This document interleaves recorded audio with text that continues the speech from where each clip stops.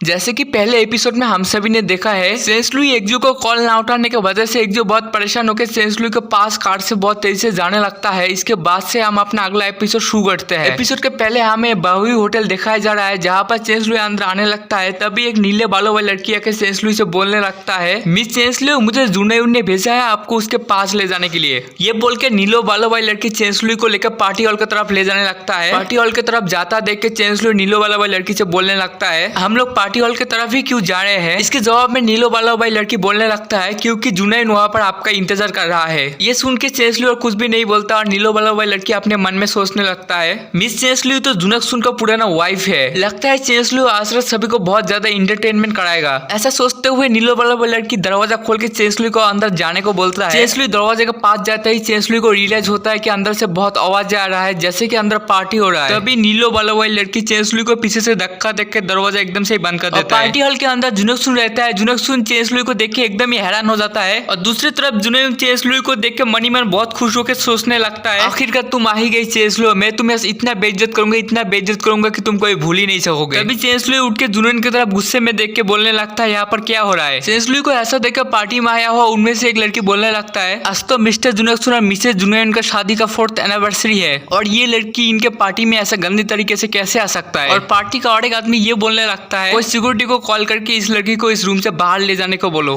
तभी जुनयून भोली भाली शक्ल बना के एक्टिंग करते हुए बोलने लगता है, सेंसलुई तुम्हारे जुनक्सुन के साथ तलाक हो गया बहुत पहले ही, अभी तुम यहाँ पर किस लिए आए हो?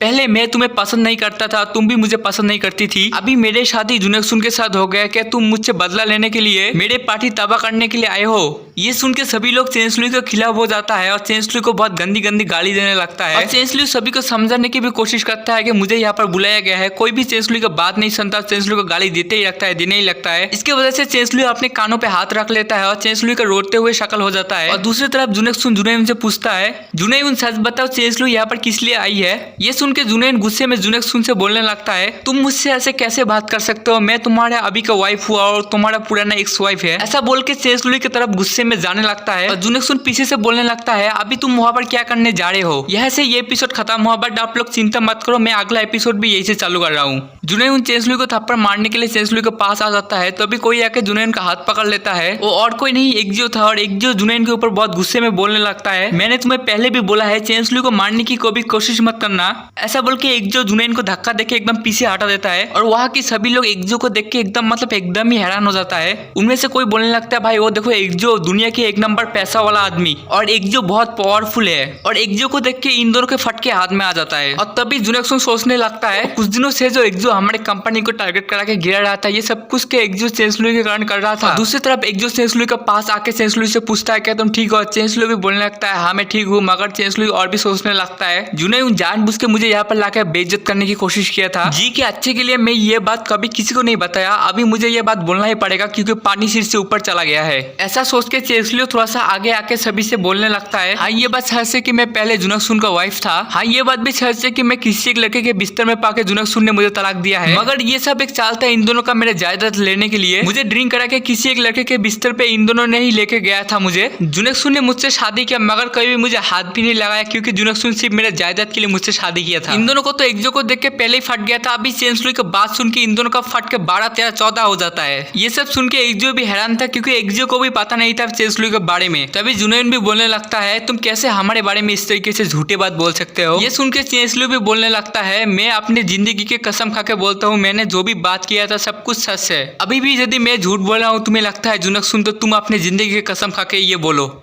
ये सुन के जुनक्सुन पहले कुछ नहीं बोल पाता, कुछ देर शांत रहता है, फिर अपने सिर को दूसरी तरफ घुमा के बोलने लगता है, मैं अपनी जिंदगी की कसम क्यों खाऊं? ये बात सुनते ही सभी लोग समझ जाता है जुनक्सुन ने ही सेंसलुई को फंसाया है। अभी सभी लोग जुनयून के बारे में ही बातें करने लगता है। उनमें से कोई एक बोलने लगता है, मैंने कभी भी नहीं सोचा था जुनयून ऐसा होगा। ये सुनकर और एक लड़की बोलने लगता है, हाँ मैंने भी कभी नहीं सोचा था ये होगा, जुनयून सच में एक डेविल है। और दूसरी तरफ जुनयून सोचने लगता है, गोंग एकजो और सेंसलुई एक साथ है इसलिए मैं कुछ भी नहीं कर सकता, कुछ भी करके गोंग एकजो को सेंसलुई से अलग करना होगा। तभी जुनेक्सुन के दिमाग में एक आइडिया आता है कि उन्हें चेंसलुई के बच्चे के बारे में ही बोला जाए। ऐसा सोच के जुनयोन एकजो के करीब जाके बोलने लगता है, गोंग एकजो, मैं ये गारंटी के साथ बोल सकता हूँ आपको पता नहीं होगा चेंसलुई के बच्चे के बारे में, क्योंकि चेंसलुई के बच्चे का बाप एक अनजान आदमी है। ये सुन के एकजो भी जुनेक्सुन के पास आके बोलने लगता है, क्या सच में चेंसलुई के बच्चे का बाप एक अनजान आदमी है? और एकजो को इतना करीब देख के जुनेक्सुन थोड़ा सा शर्माते हुए बोलने लगता है, हाँ प्रेसिडेंट गोंग, मैं एकदम ही सच बोल रहा हूँ। ये सुन के एकजो भी बोलने लगता है, तुम्हारी इस बात को मैं भी मानता हूँ, क्योंकि वो अनजान आदमी मैं ही हूँ। ये बात सुन के सभी लोगों के मुंह ऐसे कि जुनयन के मुंह भी खुले के खुले रह जाते हैं। तो अभी जुनेक्सुन आके जुनयो को बोलने लगता है, अभी इस बात के लिए एकजो से माफी मांगो। ये सुन के जुनयो एकजो के सामने अपने सिर को झुका के बोलने लगता है, मुझे माफ कर दो प्रेसिडेंट एकजो, मैं आपको ऐसा बोलने का कोई इरादा नहीं था। तभी एकजो भी जुनयन को बोलने लगता है,